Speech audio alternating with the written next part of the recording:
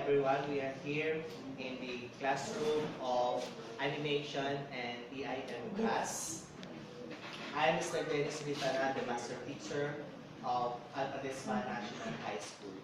Now, I'm going to present to you the two groups they are going to talk about the latest issue in our country, and that is the new program of the Department of Education and the Department of Health regarding the distribution of condoms among the high school students. Okay?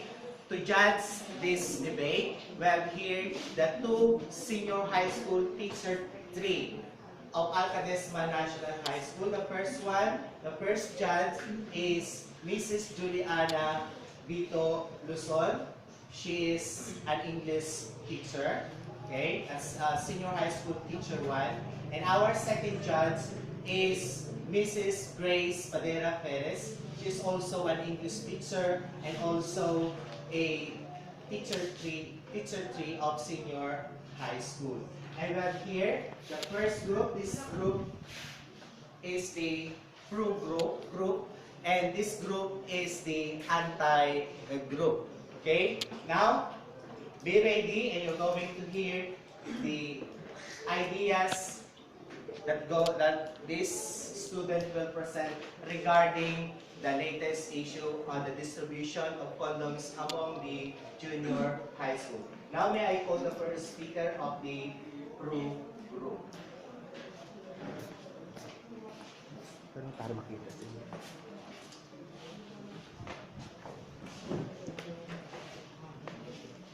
One of most pressing questions facing the adolescent is whether to engage in premarital sex or not. Many of these adolescents became unwed mother and early unwanted marriage that later become a broken family. They add to social problem of the government and problem of the church. The unwanted babies suffer due to improper care of a mother. It is in this perspective why I agree with the program of the Department of Education and the Department of Health of this country to distribute condoms among the high school students to avoid and eliminate early pregnancy and early marriage. And mostly important is to lessen the social problem in this country. Thank you, first speaker. Now may I call the statement, the contradicting statement from the anti-group.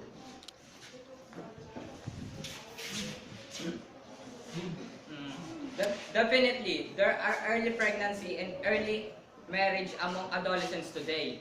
But who are to blame? It could be the parents who are not open of discussing sex among their children. They are afraid of discussing the danger of engaging premarital sex. The educational institution and the church are also not open with premarital sex issues. I really disagree with the government program of distributing condoms and among the high school students. The government and the church must have definite program on how to disseminate information among the parents on how to teach their children about premarital sex. The Department of Education must create specific subjects on sex education. Thank you. Thank you. Now may I call the second speaker from the pro group.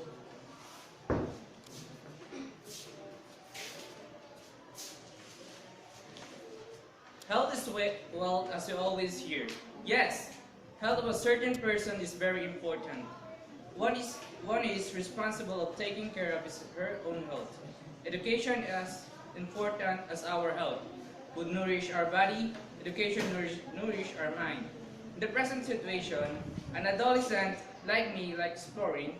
They want to experience a lot of things. Even sex is being explored.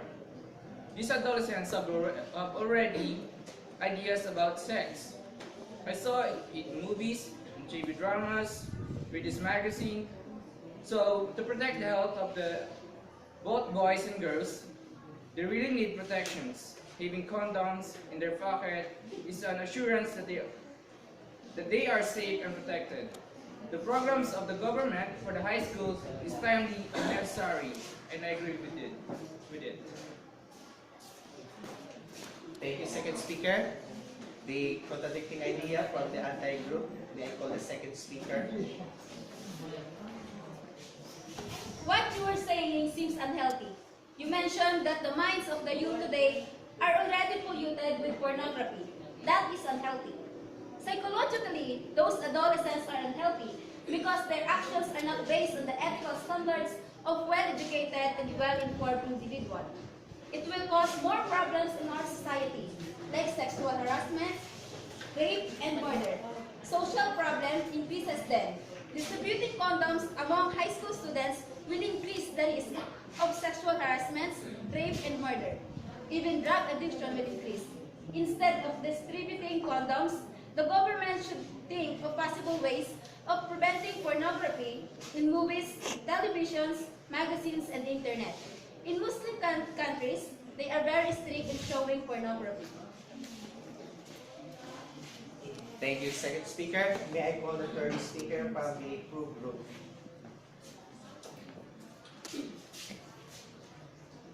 We are not in a Muslim country. We are Christians with freedom. Experiences are part of growing up. We need to explore in order to broaden ideas about many things. Learning about sex and being in love is a part of learning and of growing up. The youth like us should not be deprived of knowing and experience it. We cannot be ignorant forever. We are responsible with our own action, with our own exploration and experiments. Having and using condoms signify that we are becoming responsible to our own actions. We are protecting ourselves to possible consequences in involving ourselves in premarital sex or in other forms of sex. I agree with the government's program of distributing condoms among high school students. Thank you. Now from the anti-group, the next speaker.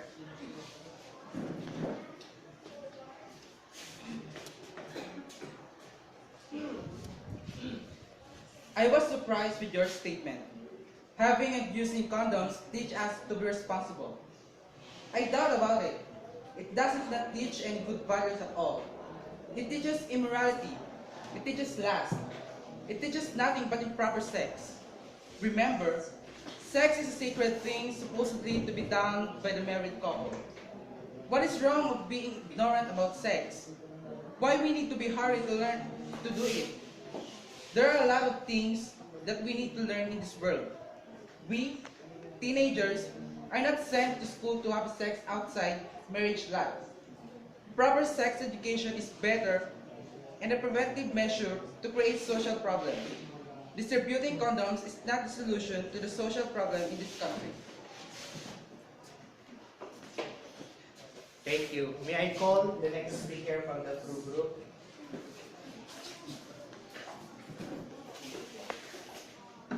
I believe that the Philippine government is aware about that many problems in this country. They really know the percentage of rape cases, early pregnancy, early marriage, sexual harassments among adolescents. They really know the percentage of rape cases, early pregnancy, early marriage, sexual harassments among adolescents. These are the basis of their action in formulating this program of distributing condoms. I believe that the Philippine government is aware about the many social problems in this country. They really know the percentage of rape cases, early pregnancy, early marriage, sexual harassments among adolescents, rape and murder cases, and addiction among youth. I believe these are the basis of their action in formulating this program of distributing condoms as contraceptives to the high school students, which I believe necessary and very timely. Change must be done in this country. Youth, as Dr. Jose Rizal once said, are the fair hope of our country. But youth of today have their own world and have their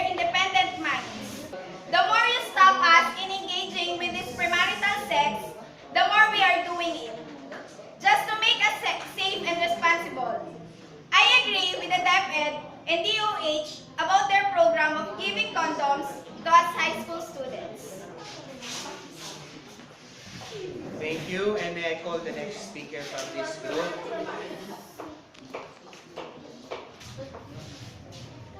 How could you be the fair hope of this country when you are not respecting the sacredness of sex?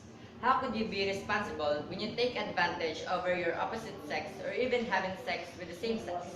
I believe that having condoms in our pockets and using condoms is not the ultimate solution to many social problems in our society.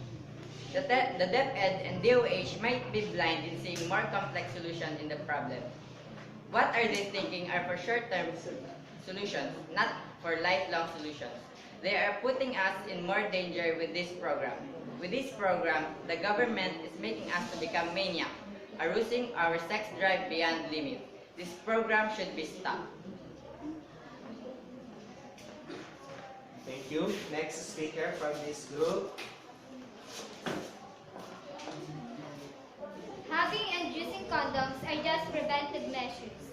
When you really cannot avoid having sexual contact with your sweetheart, you are ready to protect yourself to get pregnant if you are the girl or to get your girlfriend pregnant, and to avoid sexually transmitted diseases. When both you want to experience the feeling of to be one, but not yet ready to have child and to be married, using condoms could help them about it. Having and using condoms is better than abortion. Abortion is a crime that is killing innocent fetus, or to get married at an early age and end up to a broken family. The babies will suffer then. For preventive measures, I agreed to distribute condoms to high school students. Okay, thank you. May I call the next speaker from this group? Having sexual intercourse outside marriage is both a crime and unethical. That is unacceptable in a Christian country like the Philippines. It is not a preventive measure, but a gateway to more risk in the part of the youth. It is big risk of having sexual intercourse to anybody because they are thinking that it's safe because of condoms. When the sex drive increases, the more they engage themselves in sexual intercourse. When this activity layers and the educational matter is also affected, percentage of prostitution will surely increase. Okay, thank you. May I call the last speaker from this group?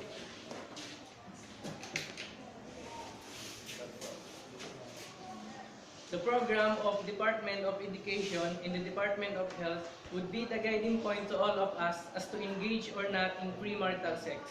I believe the government has definite guidelines regarding this program. We are throwing stones to a tree with no fruit yet. What are you throwing up? You are hitting nothing. Let us make several considerations regarding this program. Let us accept the fact that the youth today are in the real world. They are in a situation where they need to play the game in front of them. Neglecting, it means a great miss in life. Condom is a protecting weapon in that particular game. Condom is a protecting girl against enemies. Why are you so negative about it? Are you not happy that in early age, we able to educate ourselves about sexual intercourse? Okay, thank you. May I call the last speaker from this group? Is really an education? I see it as lust. You are trying to put another food in your mouth, while there's still food to be consumed or to be swallowed. You might be choked, so you're going to bring out all the food in your mouth. Is that education? We are not hitting the fruit here. We are hitting the tree itself, because we identify that the tree is unfit or unhealthy to produce good fruit. Giving fruit will cause a tree to die, and will not give to shade to anyone and cannot oxygen if it dies. There are more productive things that the tree could give, aside from the fruits. You are talking about preventive measures to sustain your desire for sex. But we are also presenting preventive measures to prevent producing bad fruits. Politicians may use this as a campaign propaganda. Thank you.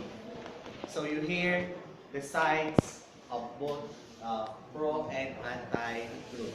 I believe that you're able to get important information from their statement. Thank you for listening. Thank you for the participation of our debaters. Thank you. And